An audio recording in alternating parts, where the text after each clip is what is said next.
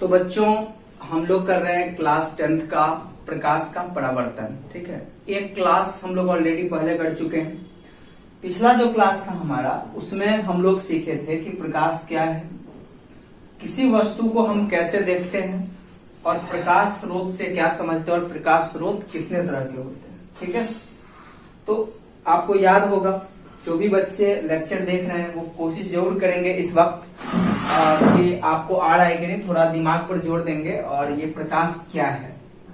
ठीक है, तो हम ये बताए थे कि प्रकाश एक ऊर्जा का स्रोत है।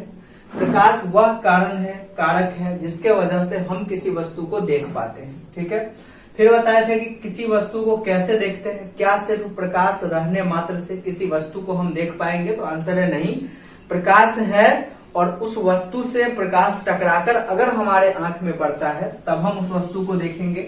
और प्रकाश स्रोत क्या है कि जहां से प्रकाश उत्पन्न होता है उसको प्रकाश स्रोत कहा जाता है। ये दो तरह का होता है जो कि लास्ट क्लास में बताए थे, प्राकृतिक और मानव निर्मित। आज हम पढ़ेंगे यहाँ से प्रदीप्त और अप्रदीप्त वस्तुएं। ठीक है, ये प्रदीप्त वस्तु क्या होता है और अप्रदीप्त वस्तु क्या होता है। ठीक है, इसको हम लोग समझते हैं।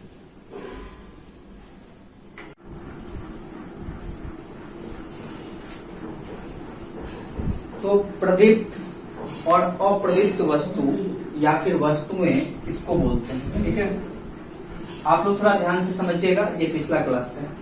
प्रदीप्त और अप्रदीप्त वस्तुएं किसे कहते हैं? देखिए, प्रदीप्त का मतलब होता है, प्रदीप्त वस्तु का मतलब, पहले हम लोग प्रदीप्त के बारे में पढ़ते हैं। प्रदीप्त वस्तुएं वैसी वस्तुएं होती है जिसका जो खुद प्रकाश उत्पन्न करता है। प्रदीप्त वस्तु वैसी वस्तु होती है जो खुद प्रकाश अपना उत्पन्न करता है।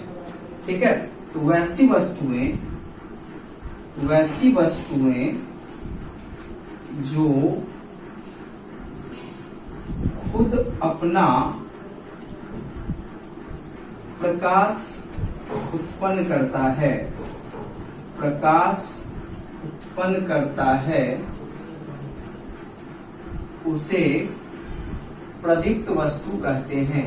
उसे प्रदीप्त वस्तु कहते हैं। ठीक है, जिसका खुद का प्रकाश है, जैसे कि सूरज, ये खुद का प्रकाश है। जैसे कि आपका लालटेन, ये खुद प्रकाश उत्पन्न करता है। टॉर्च, ये खुद प्रकाश उत्पन्न करता है। ठीक है, इत्यादि।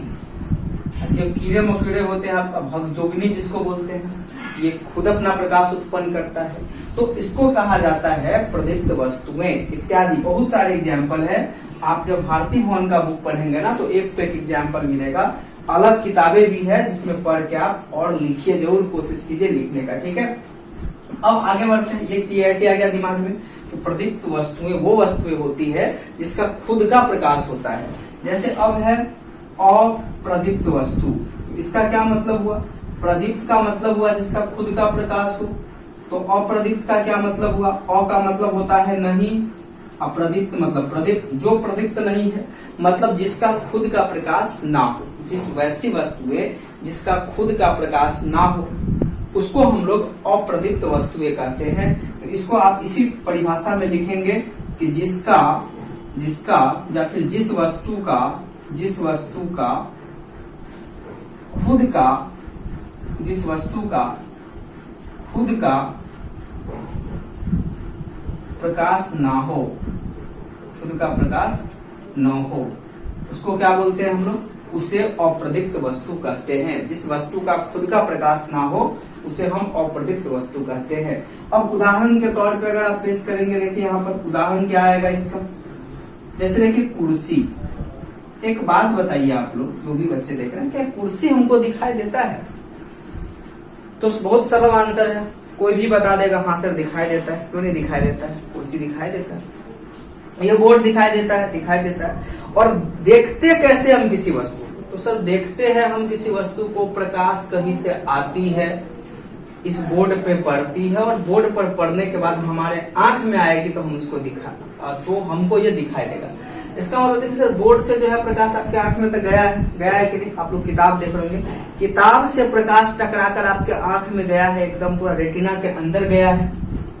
तो आप बोलेंगे कि सर देखिए, तो बुक से भी तो प्रकाश आया है, बोर्ड से भी तो प्रकाश आया है। हाँ आया है, लेकिन इसका खुद का प्रकाश थोड़ी ही है। ये क्या किया है कि जो प्रकाश आया है, देखिए मरकरी जल रहा है, जो प्रकाश आया है उसको इससे टकराया है और टकरा के हमारे आंख में आया है। इसी को तो परावर्तन कहते हैं कि प्रकाश आया, आके टकरा के हमारे आंख में घुसा, इसको हम लोग परावर्तन कहते हैं। तो होता क्या है कि अप्रदीप्त वस्तु का खुद का प्रकाश तो होता नहीं है, तो ये करता क्या है कि जो प्रदीप्त वस्तु से जो प्रकाश आता है उसको क्या करता है, टकरा के भेज देता है। जो प्रदीप्त वस्तु से जो प्रकाश आता है उसको टकरा के भेज देता है।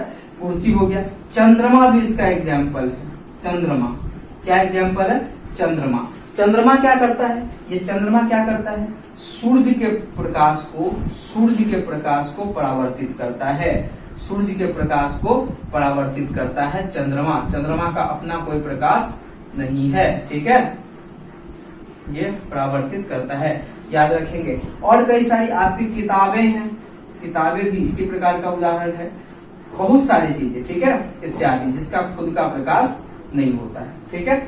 अब इस अप्रदीप्त वस्तुओं में एक दो और पॉइंट है, इंपॉर्टेंट बिंदु है, जिसको आप लोग ध्यान रखेंगे। वो बिंदु क्या है?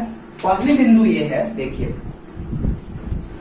जो अप्रदीप्त होता है, जो अप्रदीप्त वस्तु होता है, अप्रदीप्त, ठीक है, अप्रदीप्त वस्तुएं क्या करती है?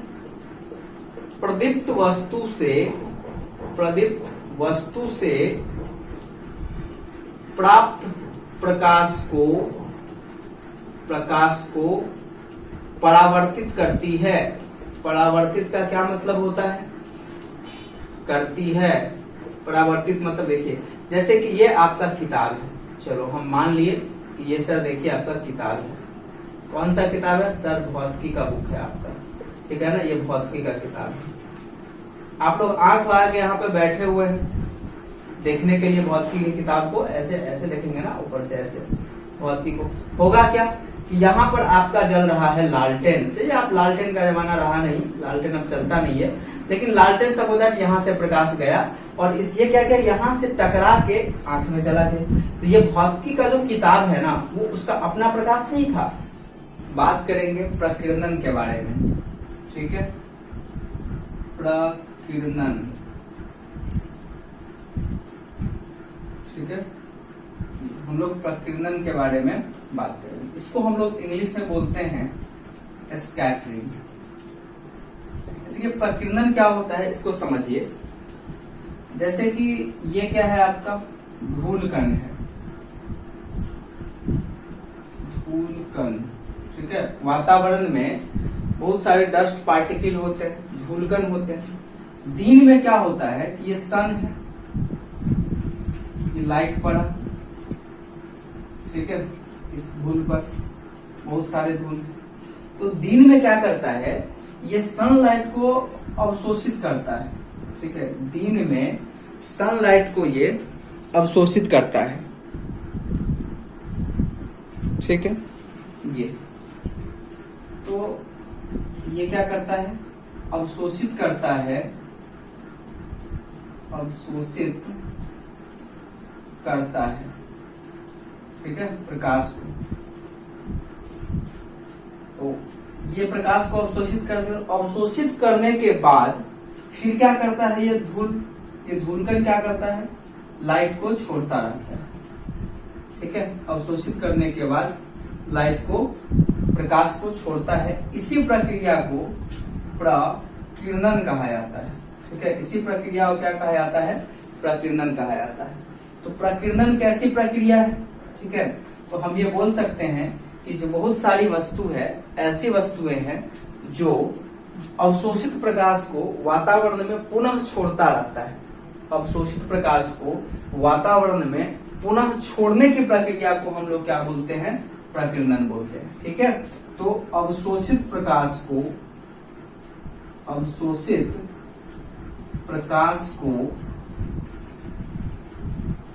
वातावरण में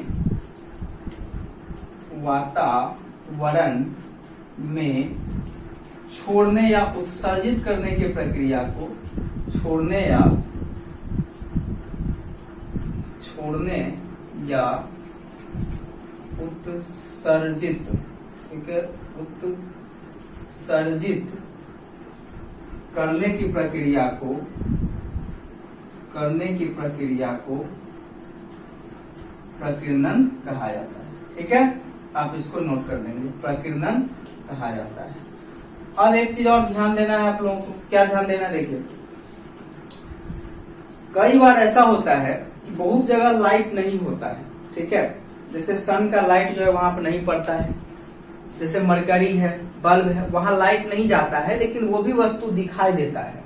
वातावरण में कई बार ऐसा होता है या अक्सर होता है कि जहां पर सनलाइट नहीं होता है वो भी चीजें दिखाई देती है। तो वो चीज कैसे दिखाई देती है, तो देखने का तो एक ही कंसेप्ट, इस ये वस्तु दिखाई दे रही है, इसका मतलब यहाँ से लाइट आ रहा होगा हमारे आंख में, तो इसी प्रकीर्णन के द्वारा आता है। होता क्या है कि जब दिन का समय होता है तो लाइट को ये अवशोषित कर देता है, ठीक है, और अवशोषित करके रखता है। जैसे ही रात होता है या सन क्या करता है, इस पर से अपना नजर हटाता है तो ये लाइट को छोड़ने लगता है, और यही लाइट क्या होता है कि आंखों पर पड़ता है और इसको हम देख पाते हैं। ठीक है, ये हो सकता है कि स्पष्ट रूप से, क्लियर रूप से हम लोग इसको नहीं देख पाए, लेकिन दिखाई देता है। तो यही आपका क्या है, प्रकीर्णन है। और यही प्रकीर्णन के ही वजह से कहीं पर अगर प्रकाश की उपस्थिति नहीं है फिर भी वो चीजें हमको दिखाई देती है, क्योंकि प्रकीर्णन में क्या होता है कि ये लाइट अवशोषित करके छोड़ता रहता है वातावरण में फिर से। ठीक है, तो दिस इज द प्रकीर्णन, और इसी को हम लोग स्कैटरिंग बोलते हैं। समझ में आ गया होगा ये चीज। अब हम लोग आगे बढ़ते हैं और अब पढ़ते हैं हम लोग किरण के बारे में पढ़ते हैं। ठीक है, किसके बारे में पढ़ते हैं, किरण के बारे में। इसको आप नोट कर लीजिए थोड़ा रोक के आराम से।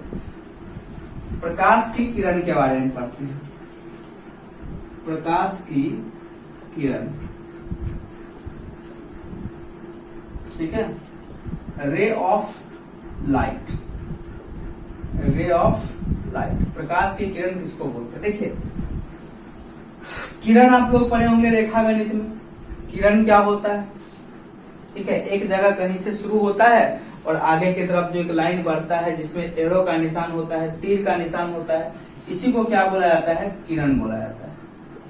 कोई भी प्रकाश सरल रेखा पर चलती है। जैसे इसको आप समझिए कि यहाँ पर मान लीजिए कि आपका लैंप है, ठीक है, लैंप है, यहाँ से प्रकाश निकला और ये किस रेखा पर चलेगी, सरल रेखा पर, ये सरल रेखा।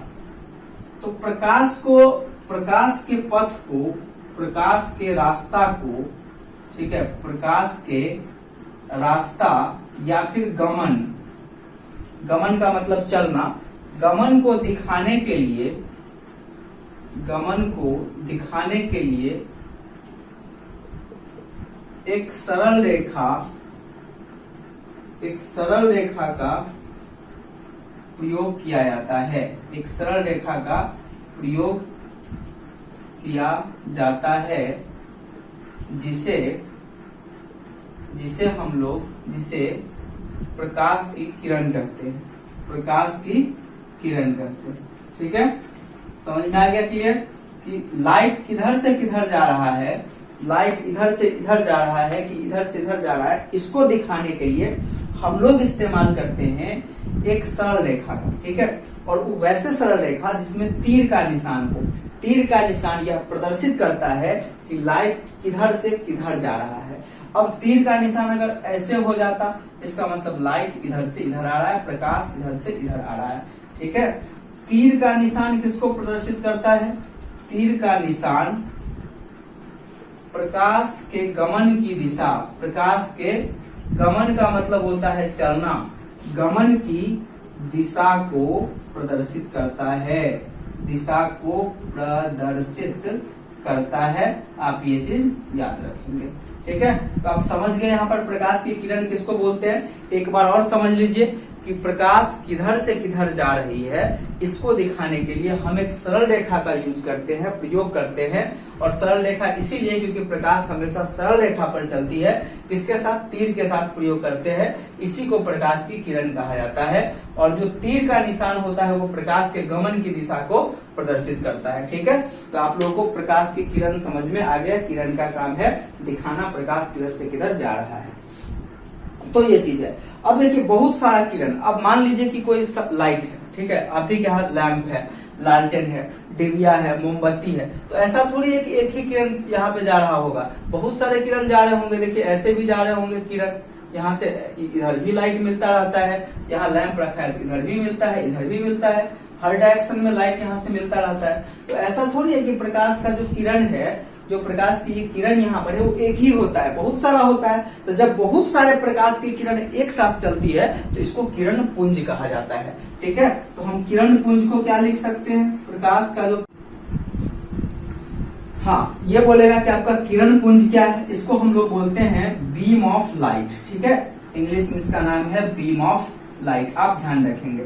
तो हम बोल सकते हैं कि जो किरण का गुच्छा होता है, किरण का गुच्छा, प्रकाश के किरणों का जो गुच्छा होता है, मतलब जिसमें बहुत सारे किरण जब एक साथ पास करती है तो इसको किरण पुंज कहा जाता है। ठीक है, तो किरण पुंज क्या होता है कि प्रकाश के किरणों का गुच्छा होता है। ठीक है, प्रकाश के किरणों का गुच्छा, गुच्छा समझते हैं ना, प्रकाश के किरणों का गुच्छा बहुत सारा होता है उसमें। ठीक है, ये गुच्छा, या फिर इसको क्या हम बोल सकते हैं, इसको ऐसे बोल सकते हैं कि बहुत सारे किरण जब एक साथ पास करते हैं, बहुत सारे किरण जब एक साथ गमन करते हैं तो इसको किरण पुंज कहा जाता है। किरण के गुच्छा, प्रकाश के किरणों के गुच्छा को किरण पुंज कहा जाता है। ये भी लिख सकते हैं हम लोग, किरण पुंज कहा जाता है। दिख रहा है ना आप लोगों को? ठीक है, इसको हम लोग किरण पुंज के नाम से जानते हैं। ठीक है, या फिर इसी को क्या लिख सकता है, बहुत सारे जब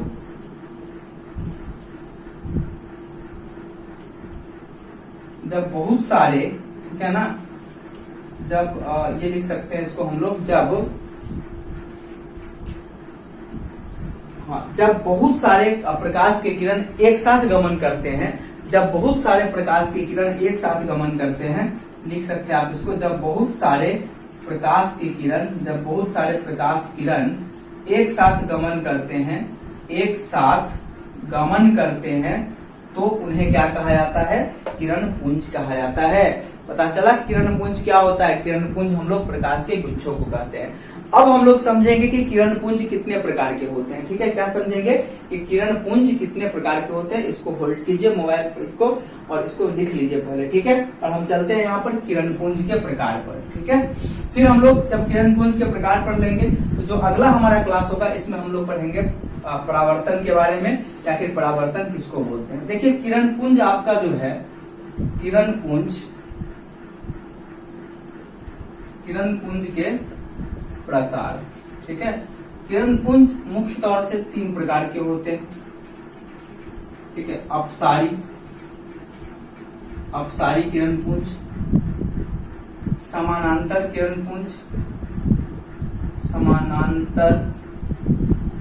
किरण पुंज, और तीसरा जो आपका होता है इसको बोलते हैं अभिसारी। ठीक है, इसको बोला जाता है अभिसारी किरण पुंज। ठीक है, तो ये 3 तरह के आपके किरण पुंज होते हैं। एक होता है अपसारी किरण पुंज, दूसरा होता है समानांतर किरण पुंज, और तीसरा होता है अभिसारी। इसको हम लोग बोलते हैं, इंग्लिश में अगर नाम सुनेंगे तो डाइवर्जेंट। ठीक है ना, या डाइवर्जिंग। ठीक है, डाइवर्जिंग रे बोलेंगे, इसको बोलेंगे पैरेलल बीम ऑफ